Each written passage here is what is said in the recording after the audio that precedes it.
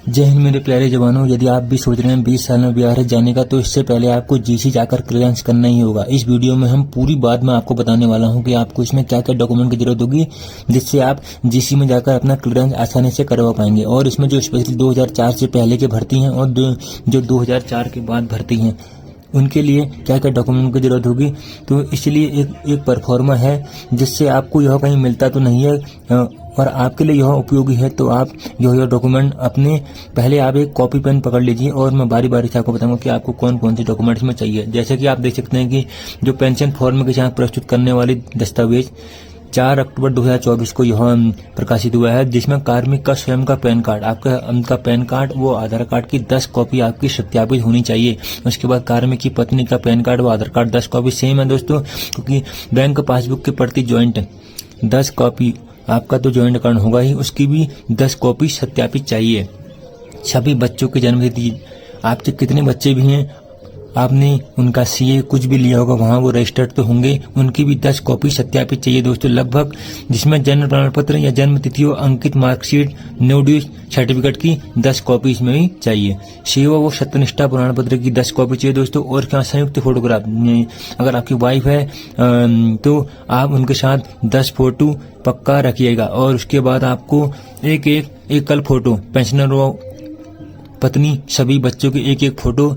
आप अभी इसको नोट खाली सुन रहे हैं तो कोई फायदा नहीं है, आप इसको बारी बारी से एक कॉपी में नोट भी करते जाइए, आपको इससे काफी मदद मिलने वाली है और किसी से पूछने की जरूरत भी नहीं है। इसके बाद आपको सेवानिवृत्त जाने संबंधी कार्यालय आदेश, जो आपने पहले एप्लीकेशन लिखी होगी कि मैं इतनी तारीख को सेवानिवृत्त जा रहा हूं, मुझे अनुमति प्रदान कर दें, उसकी भी आपको वहां से कार्यालय आदेश आपका इंटरव्यू के बाद आपको मिला होगा, उसकी भी आपको 10 कॉपी सत्यापित चाहिए दोस्तों। और सबसे महत्वपूर्ण इसमें है बल द्वारा जारी पहचान पत्र। जी हाँ, जो आपका किसी फोर्स में भी आप तैनात हैं, जो आपका आई कार्ड है, वहां से आपको एक आइडेंटिटी कार्ड मिला होगा जिसमें आपका फोर्स नंबर, नाम इत्यादि और आपका कहाँ पहचान चिन्ह, आपका पता, उसकी भी 10 कॉपी इसमें सत्यापित अनिवार्य है दोस्तों। इसके बाद हम जानेंगे आपको इसमें क्या क्या डॉक्यूमेंट की आवश्यकता होने वाली है, क्योंकि 2004 से पहले भर्ती होने वालों का कुछ और है, क्योंकि और 2004 के बाद कुछ और है, क्योंकि 2004 के बाद भी कुछ लोगों की पेंशन लागू हुई है। तो अब बात करते हैं हम, इसके बाद आप 12वें नंबर में हम आएंगे तो एक कागज पर पत्नी का फोटोग्राफ चस्पा किया हुआ, जिस पर पत्नी का एक पहचान चिन्ह व नाम हस्ताक्षर अंकित हो। पत्नी का भी आपका पहचान चिन्ह चाहिए और एक कागज पर पत्नी का फोटोग्राफ भी चिपका होना चाहिए, जिसकी 2 कॉपी आपको सत्यापित चाहिए। कार्मिक का शादी संबंधी दस्तावेज या नोटराइज मैरिज सर्टिफिकेट, आपको इसमें मैरिज एफिडेविट भी लगेगा, जिसकी 10 कॉपी वास्तविक या मूल प्रति, वो ओरिजिनल एकदम ओरिजिनल होनी चाहिए, वो आपकी डुप्लीकेट नहीं चलेगी। इसके बाद आपको फ्रेश नॉमिनेशन फॉर्म, एक शर्ट संपूर्ण आपको नॉमिनेशन फॉर्म में इसमें चाहिए। अब धीरे धीरे करके हम जानेंगे कि इसमें आपको क्या क्या और डॉक्यूमेंट चाहिए। और आपको यह जल्दी में समझ में नहीं आ रहा है तो आप आराम से कॉपी लेकर मेरी बात सुनते रहिए, उसके बाद इसको आप कॉपी में नोट करते रहिए, जिसमें आप निम्नलिखित बिंदु पर ध्यान दें। उपरोक्त समग्र दस्तावेज राजपत्रित अधिकारी द्वारा मोहर सहित सत्यापित होंगे। जी हाँ, जो भी आपके समस्त दस्तावेज हैं वो एक राजपत्रित अधिकारी द्वारा मोहर सहित सत्यापित होंगे, तभी यह एलिजिबल माने जाएंगे। और नंबर 2 इसमें नोट है, पेंशन पर कार्मिक द्वारा केवल हस्ताक्षर करना है, बल संख्या, दिनांक इत्यादि नहीं लिखना है दोस्तों। जब आप पेंशन पर, यदि आप रिटायर जा रहे हैं तो वहां पर केवल हस्ताक्षर करना है आपने, उसके नीचे बल संख्या, वो दिनांक इत्यादि कुछ भी नहीं लिखना है, क्योंकि आप लिखेंगे तो आपकी जो आपने 10-10 कॉपी कराई होंगी वो सब रिजेक्ट हो जाएंगी। इससे पहले आप ध्यान रखें और अपने मन से जब आप बल में तैनात होते हैं और कहीं पर साइन करते हैं तो आप फोर्स नंबर और डेट भी कभी कभी लिख देते हैं, लेकिन इसमें ऐसा नहीं चलेगा दोस्तों।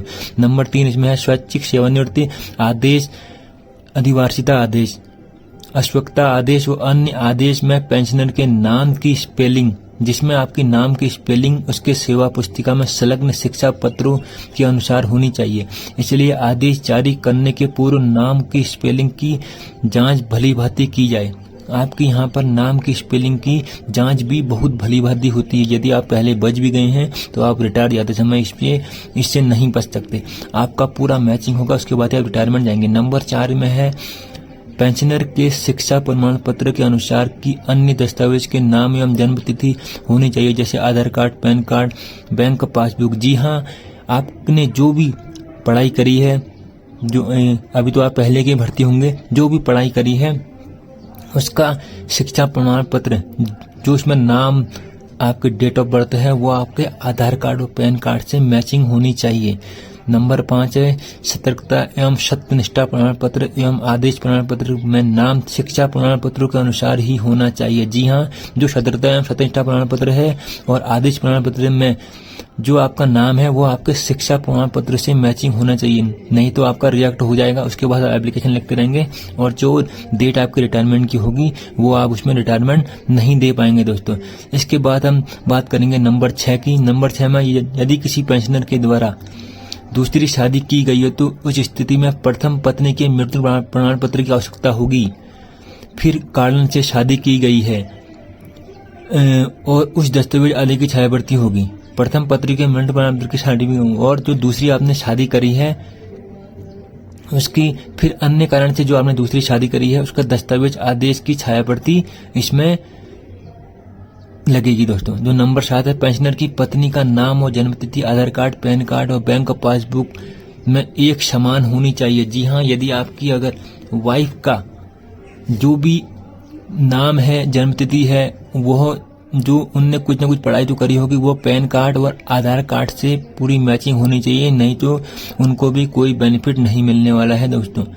यदि नाम की स्पेलिंग और जन्मतिथि में भिन्नता हो तो ग्रुप केंद्र में भेजेंगे। जी हाँ, जिसी में भेजा जाएगा वहां से आपको सही करवाई जाएगा।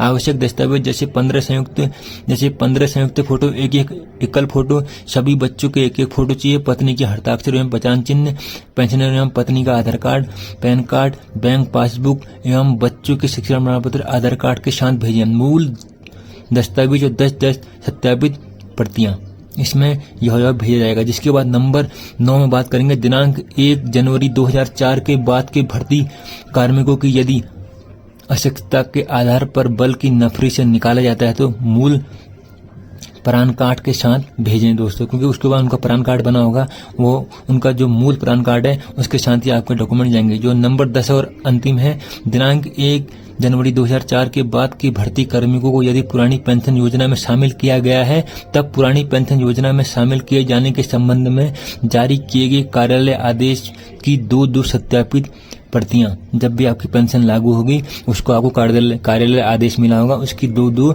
सत्यापित प्रतियां चाहिए। इसके द्वारा आपको क्या क्या जानकारी मिली मुझे जरूर बताएं। इसी के साथ दोस्तों वीडियो को समाप्त। जय हिंद, जय भारत।